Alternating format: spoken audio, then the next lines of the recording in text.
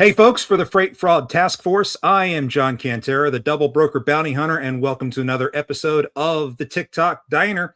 As you all grab your menus and have your seats, remember your server will be right with you. But today, we're going to be serving up some freight fraud with a side of prevention in the automotive space. My guest today, Michelle Hutchinson, is going to be joining us, and we're going to be cussing and discussing about all things automotive.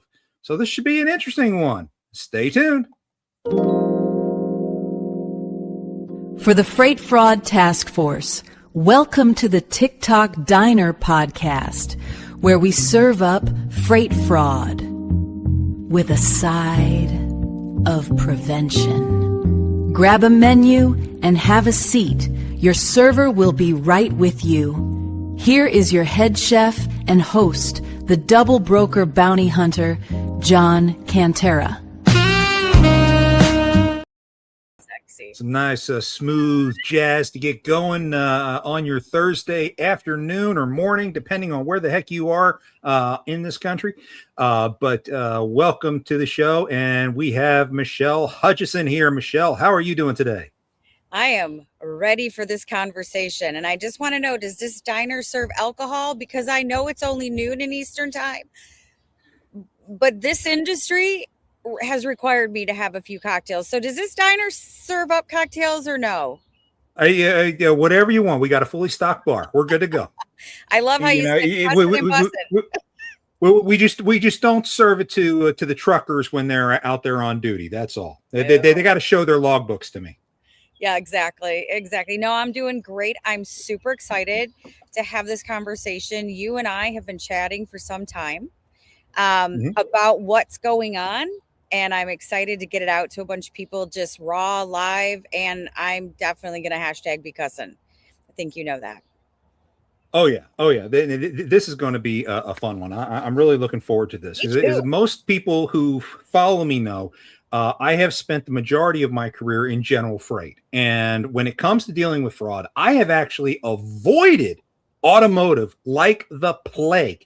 I know in 2022 and 2023, I would get calls from carriers who were double brokered and didn't get paid for hauling vehicles. And I had to turn them away because every time I tried to work one of those cases, it would be like through central dispatch or super dispatch, and there was zero help or cooperation out of those organizations. So I was like, you know what? The automotive industry clearly does not take this seriously. And JR has bourbon on hand for you over at the bar. So he'll take care of you. I would have to tell him, I'm sorry, I just can't help, not in that space. So when my current employer approached me and said, we're actually looking to be proactive in dealing with this as opposed to the rest of the automotive space, I said, okay, now you've got my attention. And that is why I'm finally getting engaged in the automotive. And how Michelle and I actually first met is because Michelle was approached by the Freight Fraud Task Force to be an automotive specialist. Jeff, thank you so much for bringing her together, because Michelle and I have become good friends, and definitely loving the conversations that we have trying to deal with this as we figure out how the industry needs to align in this special niche that is auto hauling. And one of the things I want to point out to folks, if you're not familiar with the niche, is most of us in general freight, we are dealing with one broker at a time on a truck. Maybe if you're running a couple of partials, you may have two different brokers on that truck. In the auto space, you could be running a 9-car hauler and have 5 or 6 different brokers you're dealing with at the same time. So it adds a lot of complication, a lot of layers, a lot of different apps, a lot of communication tools, and it can be exceedingly frustrating. What's been good in dealing with fraud in this space is that the vast majority of operators who are in here are professionals. They've been doing this for a long time. They know exactly what they're doing, and it's very easy to spot the good guys from the bad within this industry for the most part. I would dare say, Michelle, correct me if I'm wrong, I would dare say that in the automotive space, the fraud that takes place is usually somewhere between 12 and 18 months behind general freight. where, the different scams that are showing up in general freight right now, we probably are not going to see on the automotive side for a little while yet. So it kind of gives us a little bit of a heads up as to what to expect coming down the pike. So we can expect to have Michelle hanging out with us more often as we talk about automotive, because we definitely want to keep the bad guys out of our backyard whenever we can. And if I can keep them out of the automotive space, well, then I'm doing something right by somebody. Amen. Amen. And I think it's our job as brokers, as shippers, to lean into helping to help facilitate the ejection of these individuals. I mean, it's not just going to happen just because Super or Central starts to implement some additional features and safety guards. It doesn't stop there. We have to make sure, one of the things I constantly hammer is it really, I can do everything I can do on my side. And again, I'm a broker. I've been doing this for 18 years. I've been in the auto transport industry for 18 years. It's a long time. And we're going to get into, some of that, but I have said, and we are constantly communicating it out, that I can do all, my company and who I represent and me, we can do all we can to screen, to vet, to make sure that it's the right carrier. It's the DOT. It's the, they're not double brokering. They have the right insurance and all of that. Right. They're compliant with the non-domicile, the English proficiency, everything. Whew. Skipper, if the person releasing the vehicle to the driver doesn't check any of that information we give them, you and I, that's it. That's it. It has to, the shippers have to get on board. They have to be educated, and brokers, they all have to take the time to educate their clients, but they've got to buy into all this. Otherwise, when something happens, they're going to look back at us, and then it's going to be my fault when I have to look at them and say, I gave you all you needed. Like my 5-year-old. Well, that's not just an automotive thing. That is, general freight is having the exact same problem. How do we get the shippers to actually care about what's going on the dock? That has been one of the problems that we've been dealing with on the general freight side for years now, and it's really a big issue, because if the shipper would just go out and look at the side of the truck, just look at the side of the truck, you can eliminate, my estimate today would be 75% of the fraud that's out there. It used to be higher. Yeah. But how many times have you and I seen these news stories where people are changing the DOT numbers on the side of their truck constantly? Okay, so it's not a foolproof method anymore, but it will still help to reduce what's going on. I know as a broker, I try to provide the carrier information as well as the driver's name whenever I am processing a load for a customer. Yeah. So as long as they are armed with that information and they verify that information, you're usually in a pretty good space. Yeah. But you are. I'll tell you, I came across the story just today. Danielle Chaffin, thank you so much for putting that out there on LinkedIn earlier, that there was a group arrested in the Bronx the other day, and they've been kind of doing this Goodfellas style operation where they were stealing meats, cheeses, cigarettes, and all that. And how they were doing it is, big surprise here, they have hackers who have infiltrated carrier email systems, and they are just sitting there waiting for specific loads to show up. Yep. And then once those rate confirmations show up in the carrier's email, they say, okay, we got the load information. Here's your new sign for the side of the truck. Slap this on. Get over. That's only 20 minutes away, so get over there before they do and pick up that load. Boom, done. Game over, and they got the cargo. Yeah, and that's like you said, step one. Crazy. If the name doesn't match, easy to just weed them out, right? That's a given. It should be. Second, if it's taped on the side of their truck with duct tape, masking tape, packaging tape, if it's taped, stop. Now, I will tell you that we've had situations where it is taped in the window because it's a new truck and they're waiting to get all that stamping. But then the shipper will call us and say, this doesn't look right. But if you stop when you see tape, name doesn't match, has tape, if you stop, I mean, you're increasing the percentage of those fraudsters that we can eliminate. See, I'd rather have shippers and dealers call me and say something doesn't look right. And they'll say, okay, these are the things I want you to check for me. Take a look at the side of the door. Take a picture of that and show me what you see. Take a picture of the guy's driver's license and text it to me. Let me see what you see. And I can sit there and identify, that's a new truck for them. I just verified it's on their insurance. Everything's good to go. Yes, you can release the cargo to that carrier. And, have at it. I live to have those conversations all day long. I'm perfectly happy doing it. Just call me, because if you don't ask the question, that's when you are at risk. But why won't they? That's the thing. It's as easy as picking up the phone. It's as easy as asking the question. It's as easy as telling the driver to give you 10 minutes. And if that driver's going to freak out on you and get defensive, it's probably fraud. I guarantee it. Usually, yes. Yeah, because the real driver, the real guy showing up, he doesn't want to lose that vehicle. He'll wait 10, 15 minutes. And if he gets upset, guess who he's going to call? He's going to call me and be like, Michelle, your client won't release the car. Well, why not? Oh, you got a tape sign on the back?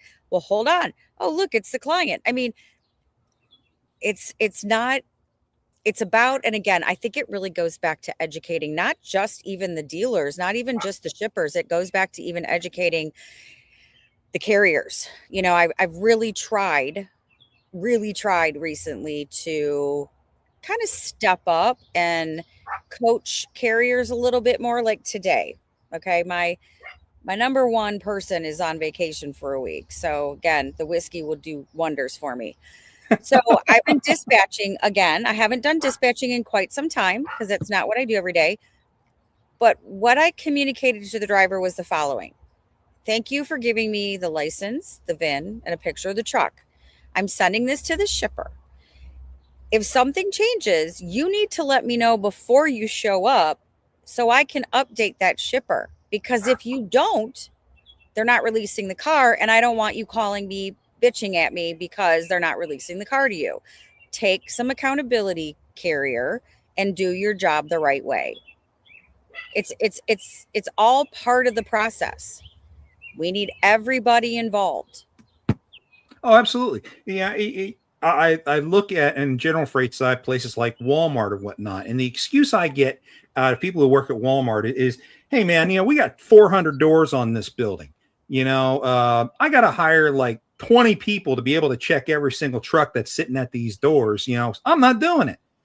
And if they just give me a good pickup number, I'm giving it to them. Well, okay, your funeral. But here's the big problem that I don't think the general public understands is that Walmart is not just taking that loss on the chin when it gets stolen. They increase their prices to the rest of us, and we are paying for that. Yep.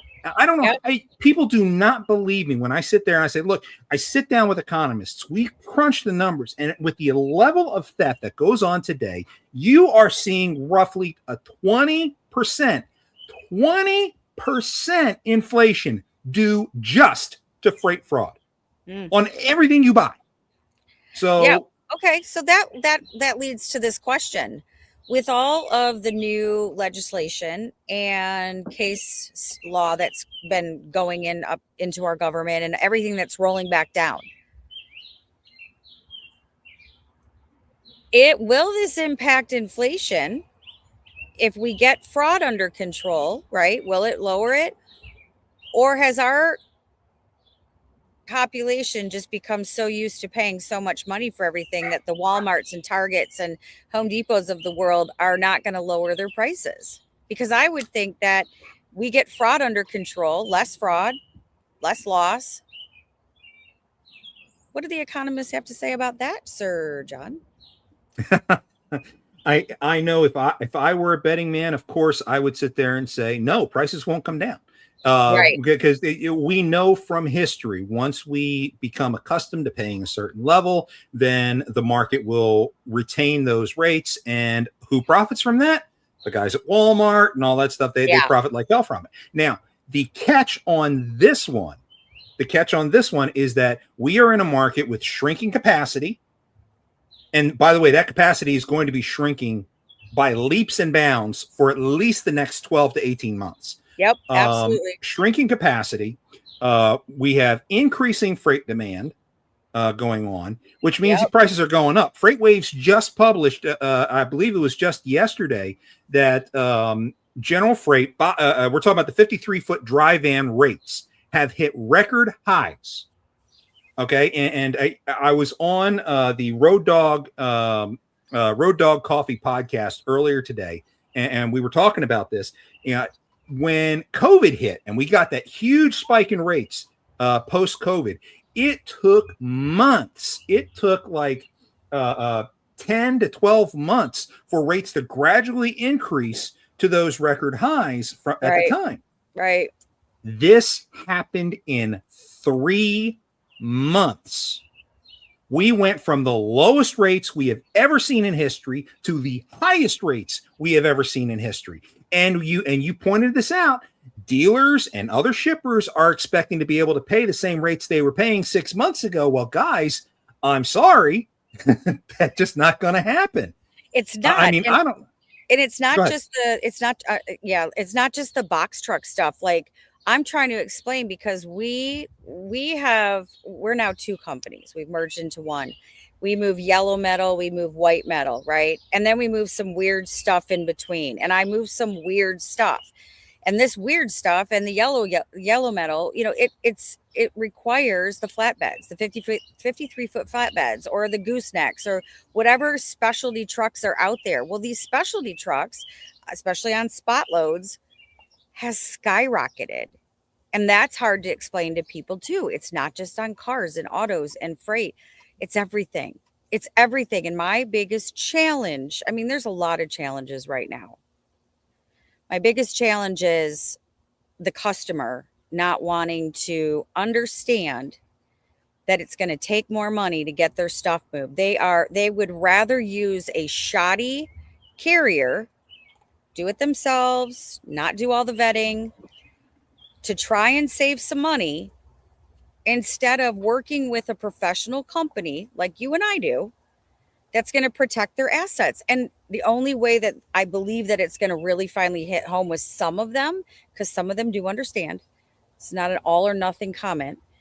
Some of them, it's going to take for them to have an incident to go, oh crap, maybe I should have paid the extra $300 to get that moved, because now it's costing me hundreds of thousands of dollars. Because just like us, where there is liability involved, the shippers have to understand, if you do it yourselves or work with a company that isn't following a good protocol, you're opening yourself up to some major liability. It's worth the extra little bit of money right now, guys, because a good partner to these shippers is going to explain this to them. They're going to explain to them that there are over 85,000 postings on Central Dispatch right now. Inventory is super high. Like you said, capacity is lower, and it's going to get worse as they're yanking these guys off the road. And work with a partner who is going to help you maneuver through this time, get you through it safely, and then come out the other side. You'll end up saving some money. But in the long run, you got to, how do we get them to understand this? Because I got to tell you, I've seen complications come up. Now, we thought that when the Montgomery decision came down from the Supreme Court, that everyone would finally get the clue, hey, wait a minute here, we need to pay the extra money to get the shipping done right, because there's a lot of vetting takes place. We got to make sure we're using good, safe people, et cetera, et cetera. Yeah. So the bottom feeders, we were hoping were going away. 3 days later, and this did not get any play in the press. Okay. 3 days later, the Supreme Court of the state of Texas ruled that Home Depot who was who owned the cargo that was involved in an incident would not be held liable for negligent hiring because they were a quote passive shipper. So what we all thought when the ruling first came out was not only is the broker in line of fire for liability claims, but also the shipper. Now the shipper has always been in the line of fire, but no one ever actually went after them. This opened the door, pulled back the curtain, and fully exposed the shipper. And then the Texas Supreme Court comes out and says, no, if they were passive in the selection process, then they are not liable. So in Texas, we've got a problem. However, the other 49 states still have to do their things, and everything's going to be different from state to state. What exactly is going to happen? Who knows? But I do believe shippers are going to be emboldened a little bit more and try to push back on the good brokers, the people who are really trying to protect them, again, until they have that incident where it costs them a ton of money. Jeff, and Jeff says over and over and over again that the cheapest cost of doing things is often the most expensive way to do things because of the ramifications of a bad incident. It is just absolutely insane to me because I thought after the Montgomery decision, people would finally get it. Yeah. But I mean, I don't know what to do. I know, John, we talked about this and this week has been, I should say the last couple of weeks I've literally thought, here's my book of business, company, take it over. I'm going to go get a different job. I'm going to go cashier somewhere. It's been that brutal. It's been that brutal on us. And I mean, it's just a dumpster fire right now. I think if you saw my post on LinkedIn, I'm literally like, yeah, peace out. I'm in a dumpster riding it down the street.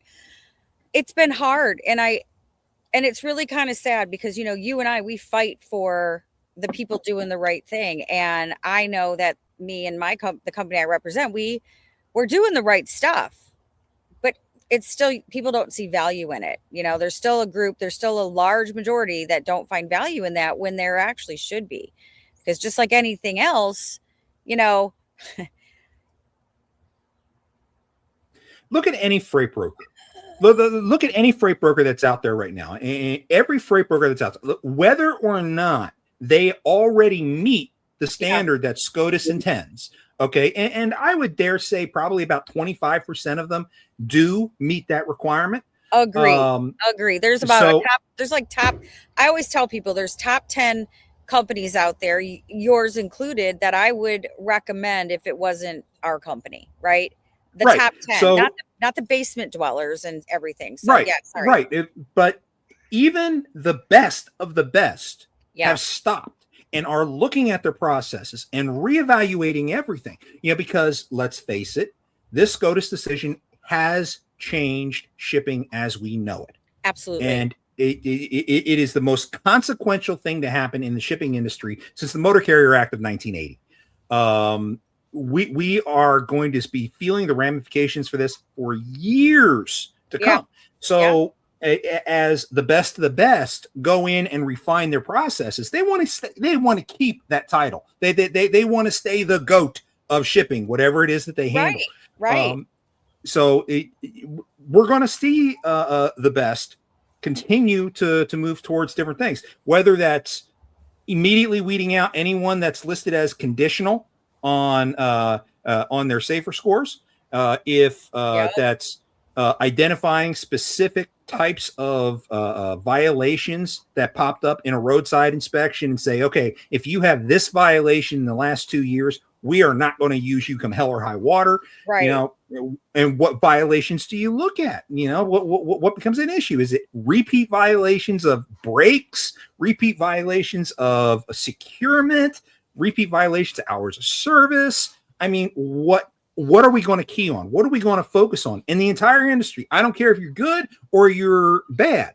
Everyone's asking that question. Okay, what do we need to key on? Because no one knows that answer yet.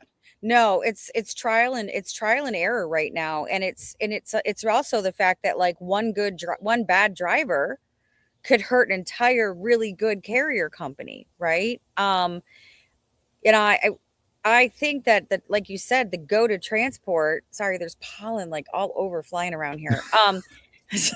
Chose to be outside and nature's killing me right now. I got bees and pollen, but you know, right now it's the top tier companies that are going to consistently evaluate their process. You don't just put a process in place. You just don't go ISO 2026 and that's it, right?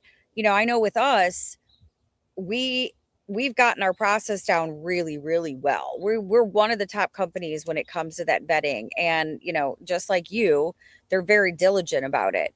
But what I have seen, because, you know, a lot of times your salespeople in these operations, these companies, they just sell, they don't get involved. And, you know, I'm one of those that needs to know everything. Sorry, it's a little bit of an OCD issue with me, but I need to be well informed so I can inform my customers. But I see stuff rolling out constantly about, hey guys, we made this change. Hey guys, we made this change. Hey guys, we have to like shut most of our carriers down and start reopening them one by one because we're putting another check mark in place. And, you know, we all go, oh God, we already, you know, are at low capacity. Now we're getting stricter, but we have to go through the pain in order to feel the change, right? Because we don't grow in anything in life when we're comfortable. It's the uncomfortable that helps us to move forward better. I don't think we're going to be experiencing comfort, so to speak, anytime soon. So I guess I'll be retiring out next year. Well, I know for me, I call it job security. I love what I do. I mean, it's been tough. It has been really, really tough. And, you know, one of the things I question is if I've got 18 years experience in this industry and I'm having a hard time in the sense of like muddling through it all, educating everybody, fighting with shippers, retaining business, showing value. What is going on with all of the green beans that are just coming in? How are they keeping up with this industry right now? You know, it's interesting. You know, I mean, you're right. We have job security. I feel very confident because of the fact that like put me up against somebody who's just in this industry and I'm going to help you be better at what you do. There's got to be, I really hope that companies are training and educating and keeping their their employees or their 1099s informed so that they can continue to support the company that they're working with and their customers the best they can, because it's a lot. It really is a lot. Well, I'm looking at the different sectors within any kind of cargo that's out there. Okay. In the automotive side, the two big load boards are Super Dispatch and Central Dispatch. Okay. Right. They're like the DAT or truck stop of the auto shipping world. And, you know, a lot of experts that I talk to sit there and say, when you look at winners and losers over this SCOTUS decision, those load boards become the biggest losers in a hurry because anyone can get on it. And all they care about is that subscription price. And as long as they're getting paid the subscription. Yes and no. I'm going to say yes, but there's a yes button there. And the yes but is, yep. So our vice president at SYCN, John Robertson, he actually works directly with Central, which is owned by Cox Automotive.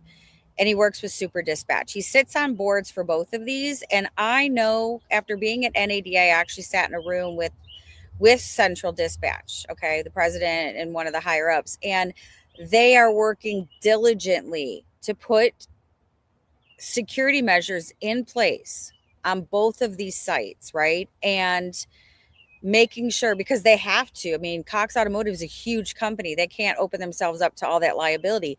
You know, John brought to the table that you go on there was a Facebook page he belongs to, and it was a carrier out there saying, hey, here's my Venmo. If you want my login for Central, I'll go ahead and give it to you. Just, you know, I'll tell you what it costs. Right.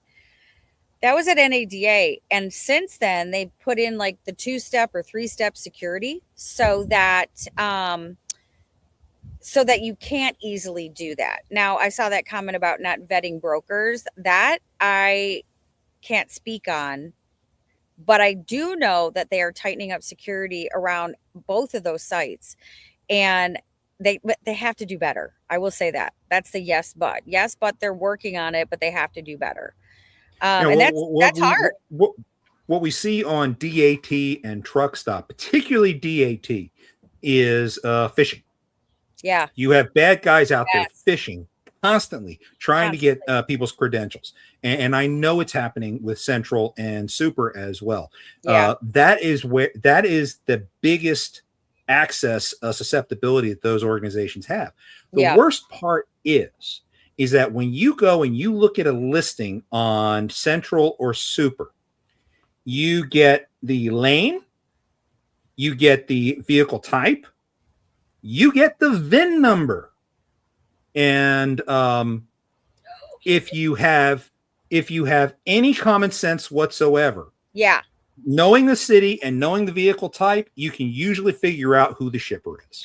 And you know what? Very quickly. Yes, but we just had an announcement come down because we control what carriers can see on those load boards, because we use them. We have our preferred carriers that we reach out to first, but we do utilize them. I mean, that's where you get the most exposure, but we've shut that down.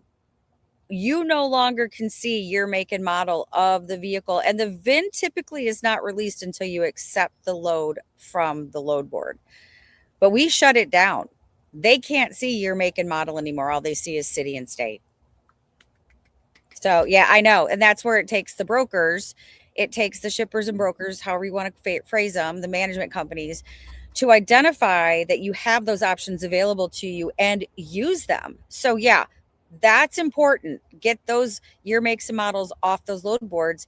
It makes it harder for them because now you don't know if you're picking up from a dealer in Troy, Michigan, or you're picking up from a resident in Troy, Michigan, because they also don't see the names of those companies, right?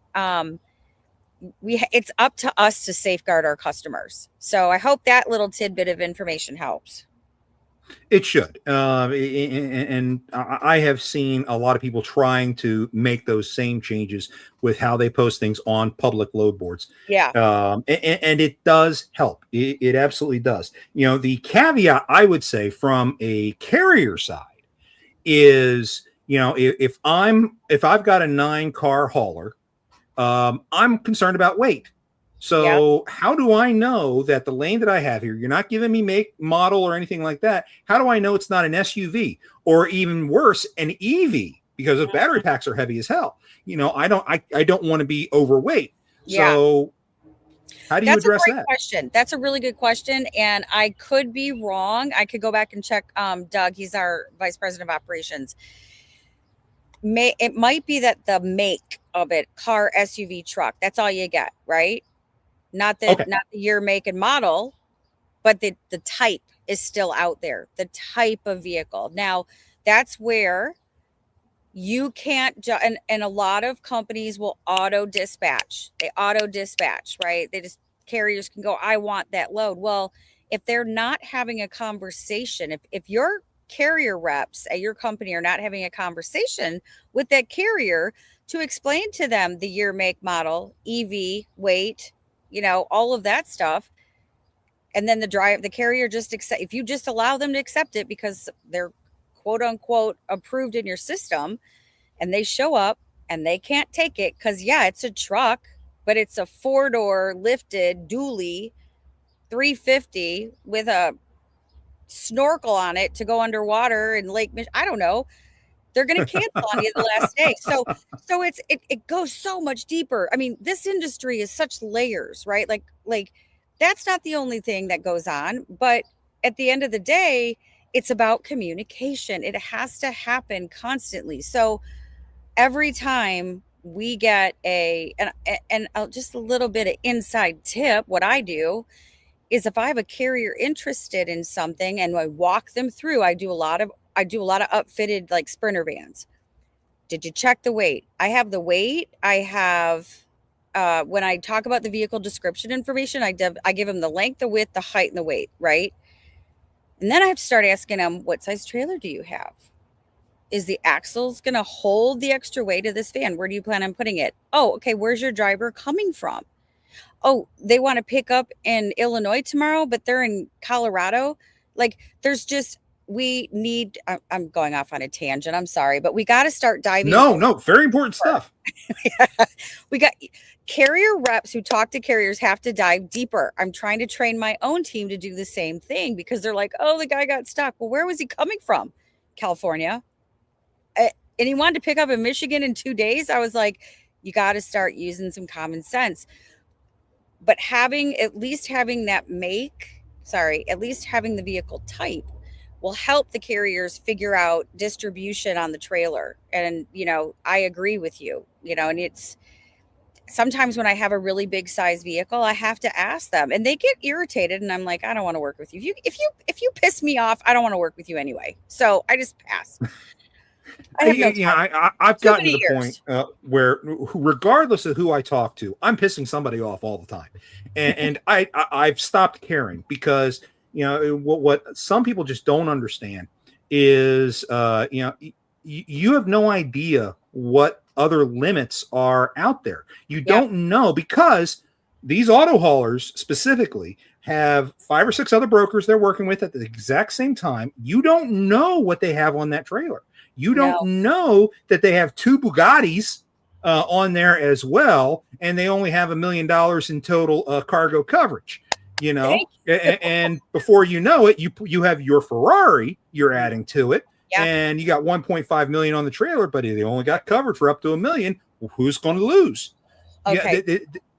Putting that situation out there and getting that into the heads of people in this segment of the industry has been a huge mind-blowing experience for those who hear it. So hopefully, an auto, pay attention. You have to. So I'm going to lean into a little ditty here. So I have a new a new dealership group that I work with, right? They've got like 13 stores. They're pretty big. And it's been constant education when it comes to this dealer group.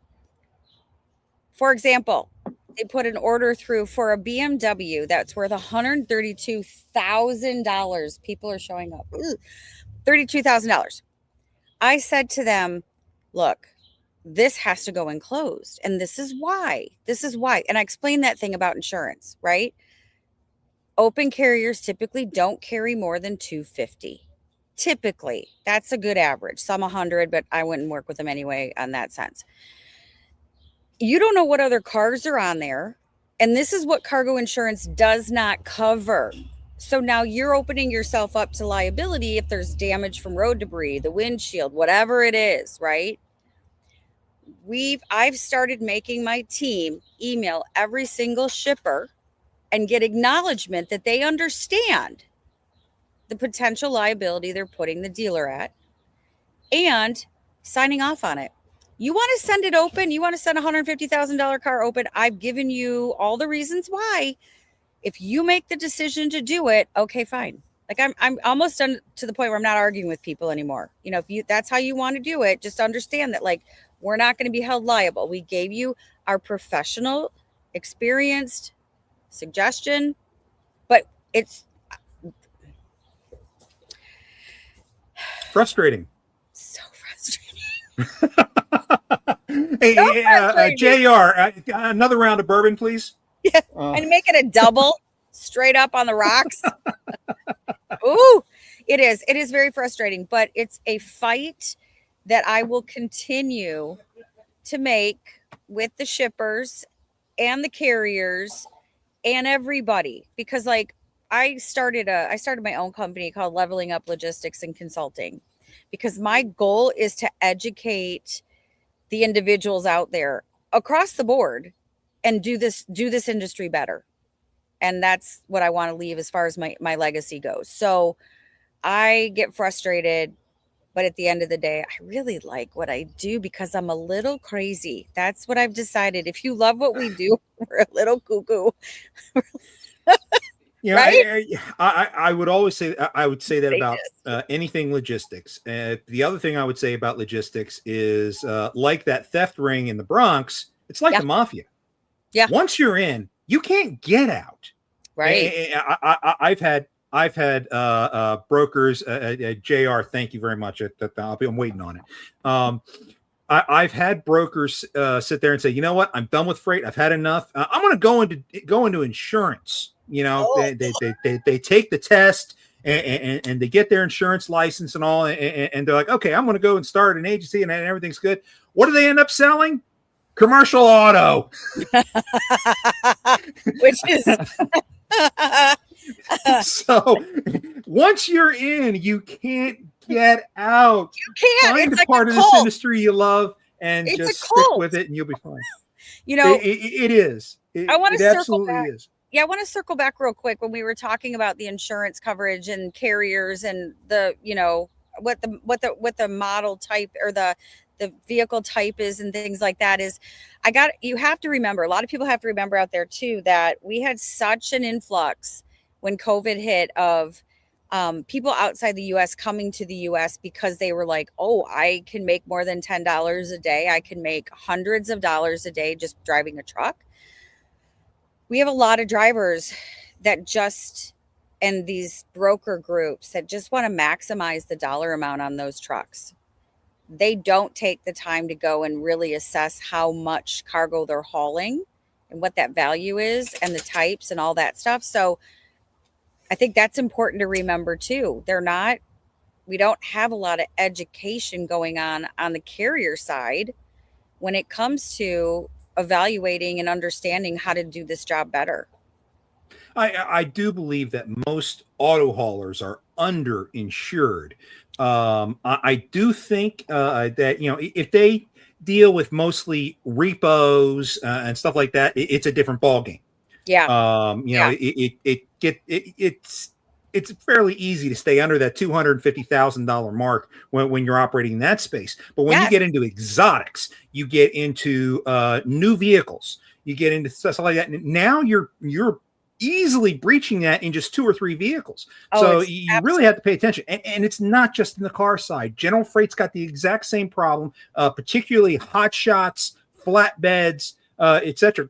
You know the total value of the cargo that you're hauling and pay attention. If you're a hauler, pay attention to what the value the broker is saying the cargo is worth. Because if you're running like a flatbed and you have 20 feet of deck space, 20,000 pounds, you say, okay, well, I got plenty deck space left and plenty capacity to go and add another thing. Well, I've only got $100,000 in cargo coverage because that's what a lot of flatbed guys have. And this is valued at $75,000. I'm going to go and get this other thing over here. And just so happens that's also $75,000. And then boom, I get into a wreck.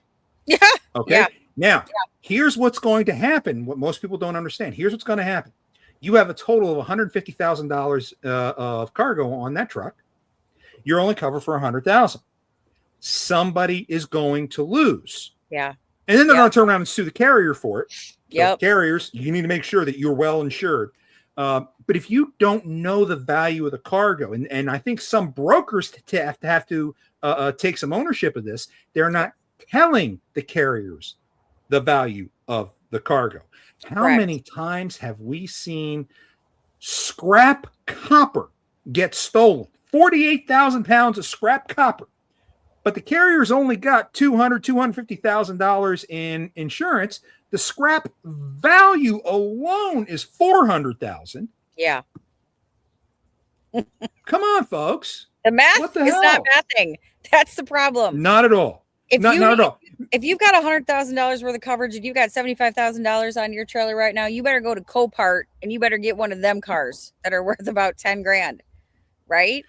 Seriously. Yeah, and it's not just that. It's okay, so that's talking about value. Let's talk about cars that like I have a car right now where one of my dealers, it's got a 4.5-inch ground clearance on it due to the ground effects, and they want to ship it open.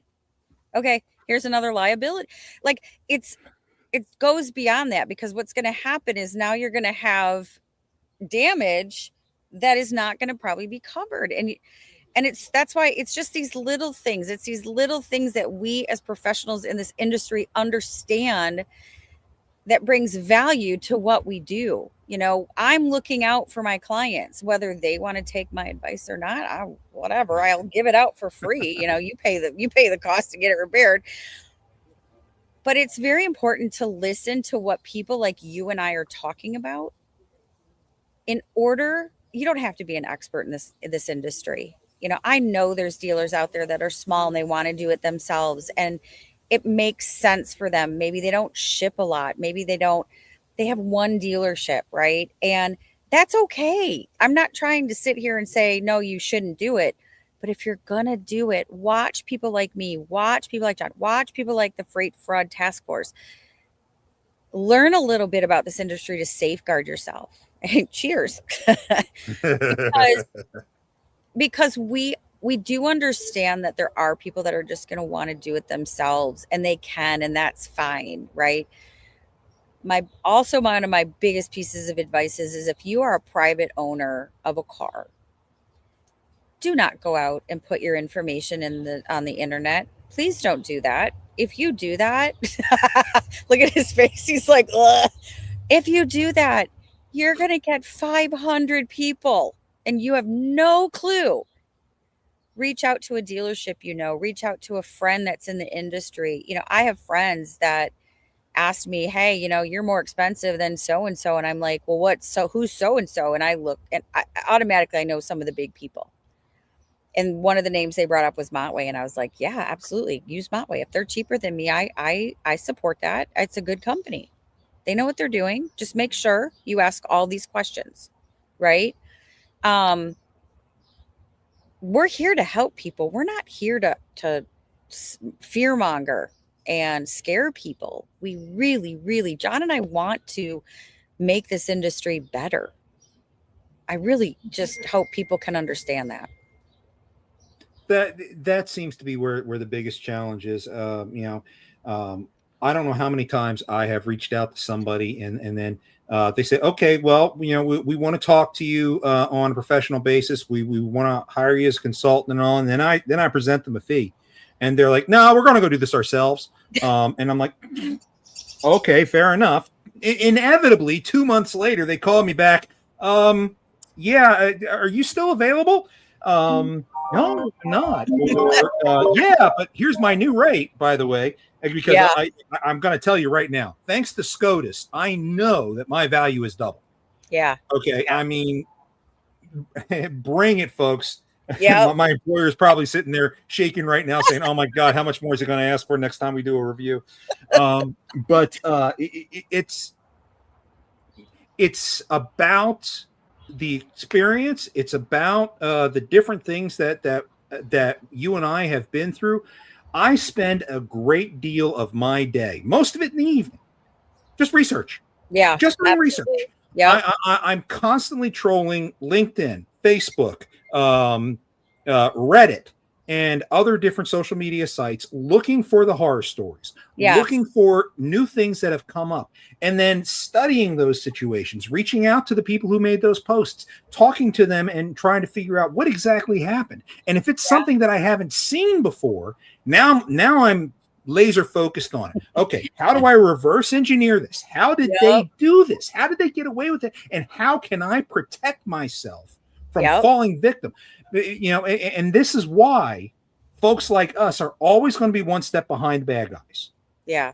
At best, we're one step behind them. Yeah. Okay. And it doesn't matter what industry you're in, whether you're in logistics, banking, insurance, whatever, you will always be one step behind because scammers are always going to scam. As soon as they know what you're doing and how you're doing it, then they're going to try to find a way around it. And that's what I try to do back to them. If I can get the bad guy to react to what I'm doing for a change and disrupt them, even if it's for a little while, then that's a win for me. Yeah. That makes it for a great day. I have a quick story. Please. And it's not just about fraud. It's not just about the rules and laws, regulations, legislation, all that. I had a carrier last week.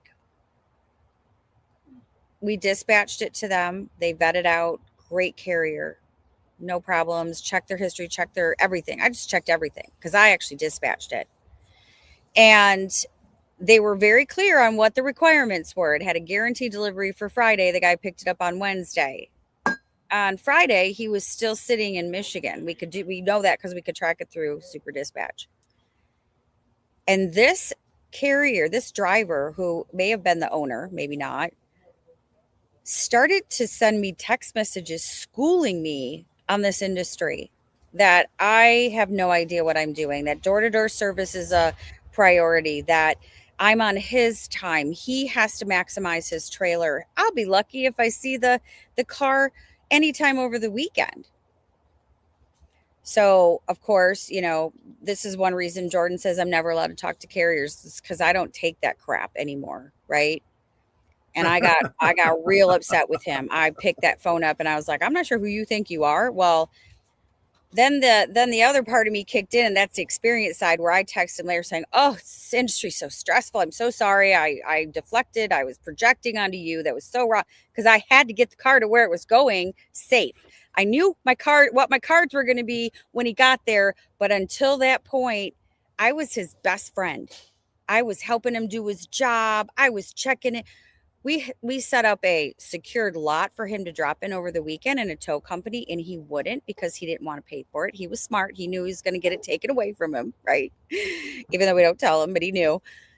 So I was his best friend, John. I mean, we were talking about kids. We were talking about all the stuff, right? The minute he dropped that car Monday, the little devil sign on my text message went out and said, choices equal consequences. And he damaged the car. Ugh. All of a sudden, he was begging and pleading me not to involve his insurance company. And I was like, sorry, not sorry. So it goes even, it's like, that's the other stuff that you and I and these brokers deal with, that I know my clients would have not known how to handle, nor would they have had the patience to deal with him all weekend. And that's what I want. And I try so hard to explain to people, is like, we're more than just assigning your cars. We're more than just watching out for your assets, your reputation, your brands. That's our job, right? It goes above and beyond that. And so when you talk about how you have increased value, good brokers, good partners, they do hold value. And it's about time that people start seeing that. I'm hoping beyond hope. Carrier. Yeah, I'm hoping beyond hope that we see the shippers become more responsive when we start explaining, this is why you're seeing the rates that you're seeing. This is what it takes. Yeah. Oh, and by the way, we may come back looking for a little more because the market is in continuous flux, in violent flux. Oh yeah. And that's something that I think a lot of people, especially shippers, they just don't get it. They still want to be able to ship stuff for the same rate they were doing 6 months ago. Let's just put it on this podcast and say, if you want it done and you want it there and you want it insured and you want all the things, pay the extra money. Honestly, you're gonna, I can't tell you how many clients I talk to that I say, look, you know what? You're an expert at what you do. I'm a professional at what I do. I mean, we're not experts. We're, like you said, we learn every day. We're learning and learning. But go back to what you do best. Let me do what I do best. That's going to be a win for you, because especially in the dealer world, the amount of time that it could take you to hunt a carrier down, vet the right guy, negotiate rates, deal with him all weekend, you probably could have sold 3 or 4 more cars. Just saying, Oh yeah. Oh, without a doubt. I deal with a lot of, you were talking about difficult carriers. Mm-hmm. I deal a lot with difficult carriers, and I love your approach. And it's a very similar approach to the way I do. I am their best friend. I am their advocate. I am going to say, yeah, man, we're going to take care of you. You take care of me. I'm going to take care of you on the backside. Everything's going to be fine. And then they go and deliver. And I say, well, you do know that you cost us a fuck ton of money on this. So you're probably not going to get paid, right? What really surprised me, though, is the good carrier is going to sit there and say, yeah, I know I screwed that up. Exactly. And I don't expect to get paid. What do I need to do to make this right for you? Yeah. Okay. Because, yes, the Supreme Court has put a great deal of attention and a great deal of onus on freight brokers in trying to deal with things. But it is a partnership. And this is what most people in this industry, particularly new, do not understand. It is a partnership. It should not be an adversarial relationship between a broker and a carrier. It's a partnership. No. Here's another way to look at it too, is I tell these carriers constantly, this is what I tell carriers. I'm like, look, this is a symbiotic relationship. End of story. Without me, you don't have a job. Without you, I don't get stuff shipped. And without you and I, a lot of these shippers, they can't get their stuff and expand their business and grow it outside of their little neighborhood area. So suck it up, Buttercup, and do your job. Because guess what? I got to do mine, and recognize that it's a partnership and we're in it together. And I hammer this with carriers all the time, because now we could do a whole nother show on carriers, whether it's freight or auto. I'm in. When are we doing it? I tell them this: if you just communicated, you would eliminate 80% of your issues with brokers or shippers. It's that easy, guys. Talk to us. Tell us you had a blowout. Tell us you went in the shop. Don't let me find out on a Monday that your guy went in a shop on a Saturday, right? Let us know, because the good brokers, and when I tell you this, when I tell them that, the good brokers are going to help you. Okay, great. Listen, where are you at? Get me the receipt. Let me talk to the shop guy.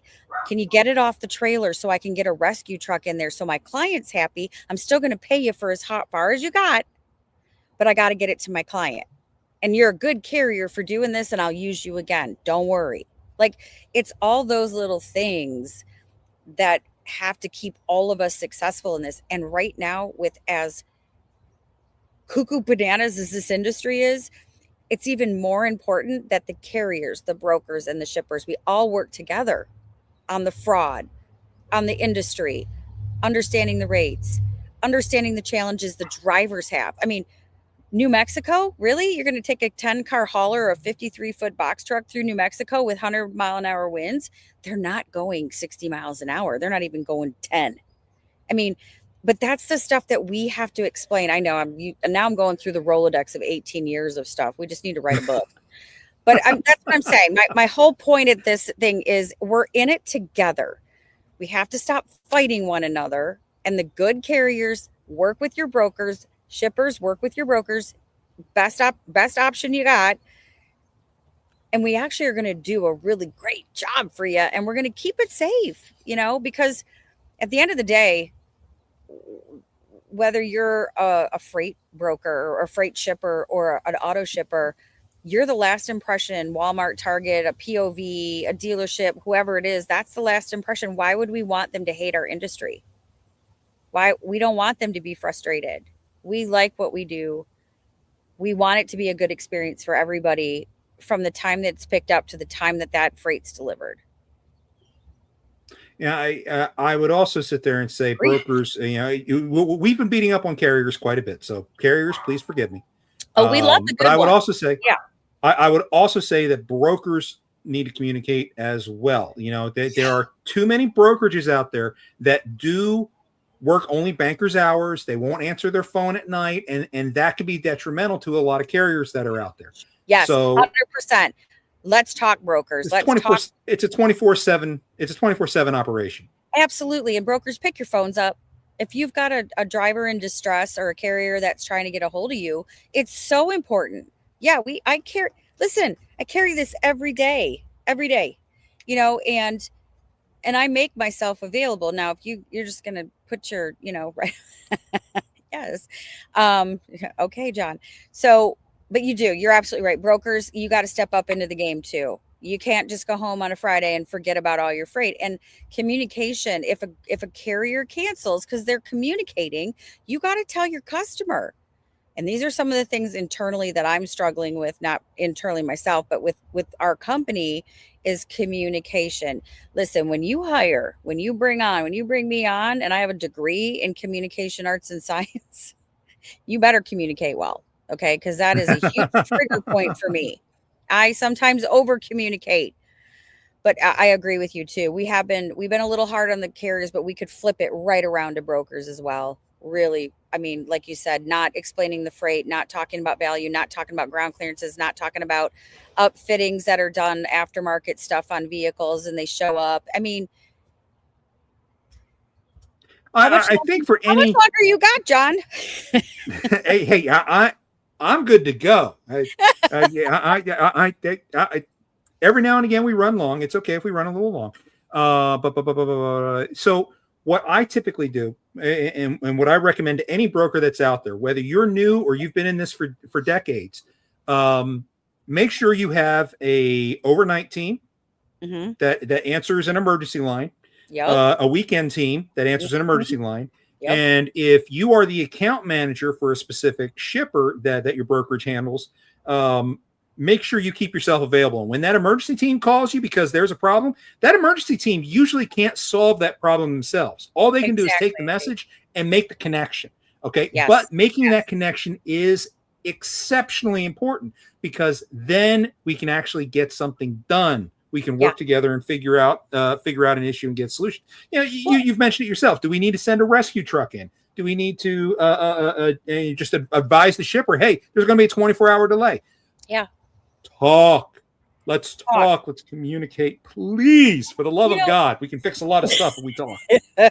You can solve a lot of world problems if you just talk to each other, right? And listen, really listen and hear your carriers, you know, and your customers understand their needs. You know, I mean, everybody wants their new car tomorrow. Everybody wants their inventory tomorrow. But, you know, sometimes when you actually just have a conversation, you can get it out of them and you can make them understand.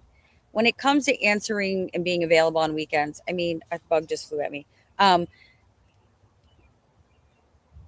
There are boundaries that you can set, and you should. I started in this industry and made sure I was available all the time, and you will burn yourself out.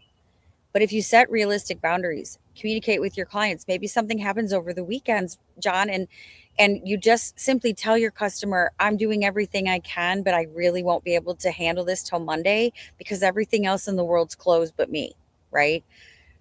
They will have some empathy for you and understanding. It's when they don't hear from you, when you ghost them, that's when their stress level goes up. If we can just, you know, for everybody. So yeah, communicate. That's all I'm going to say on that. I'm off my soapbox on communication. Speaking of soapboxes, you ought to join JR there and on his camp soapbox program that he does. You know, it's really something else. This industry, the different sectors that exist within logistics, particularly auto hauling, which I've been gaining a great deal of information on. It just never ceases to amaze me, the different things that are out there that can be done for good. Yeah. Yeah. But how many things are getting exploited in the opposite direction?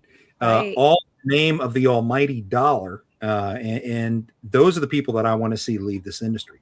I'm hoping that with the shaping of the market that's been taking place over the last few months, that we will see the new guys who have no idea what they're doing go bye-bye. Okay. I applaud you for wanting to get out there and do stuff, but if you don't already know this industry when you walk in the door, bye-bye. Yeah.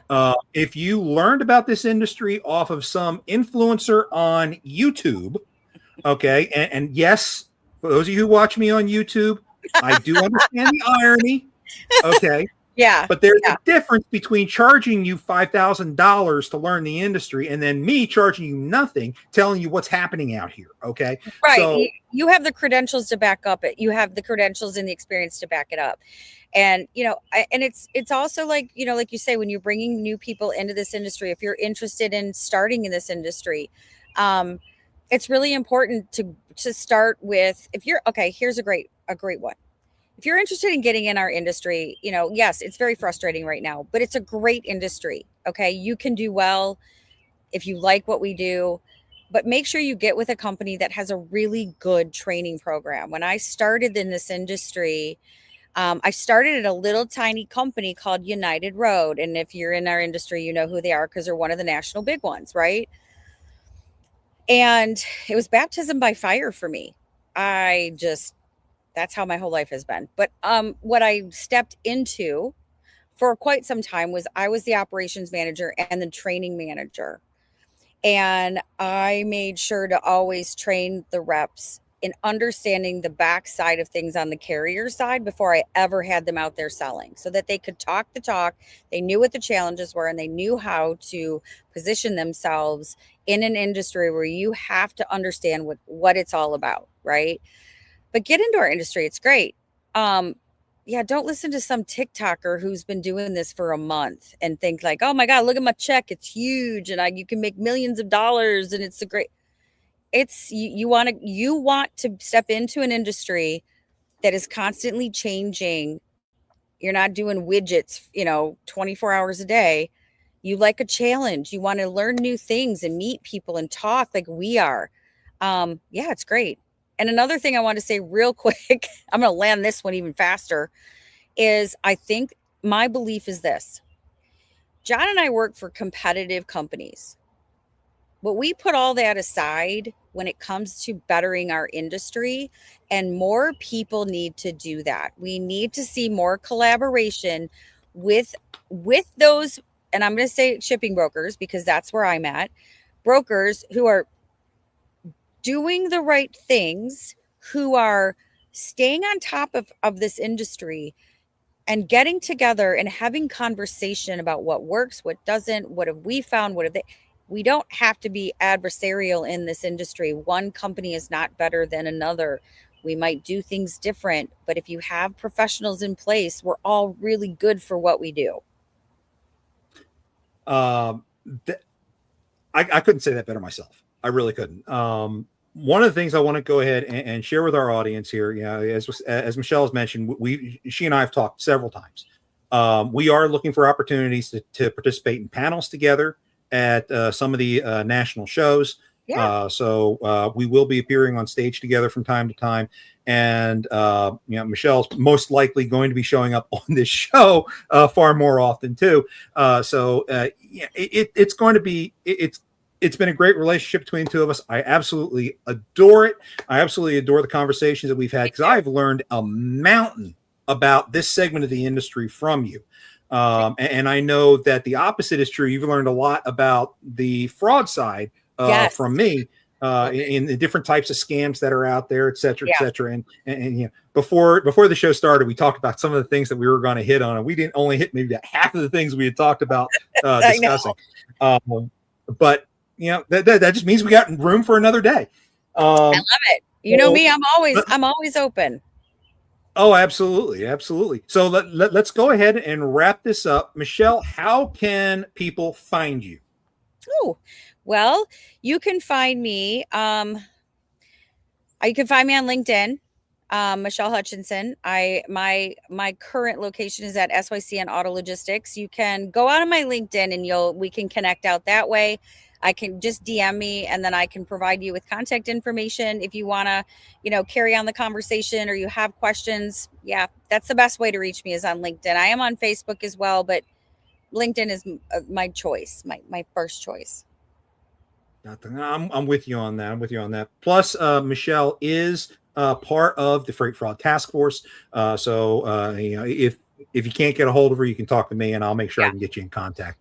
So that's not a problem. And that's assuming I can't answer what you're doing because I work in the automotive space now too. He's really good too. Yeah. Wrong direction. Oh, wait. Okay. I'm here. Over there. You're really over here. That way. I got you. All right, folks. Thank you so much for joining us. This has been a fun one. Next week we have J.R. Elrod, who's been making lots of comments this week, which is great. He's going to be joining us talking about his book, So be sure to check that out. It is available on Amazon. Especially if you are driving a truck, it is available as an audiobook as well. So we'll have a good conversation with JR next week. In the meantime, ladies and gentlemen, your check is on the table. Be sure to tip out your server, and we will see you next week on the Tic Toc Diner.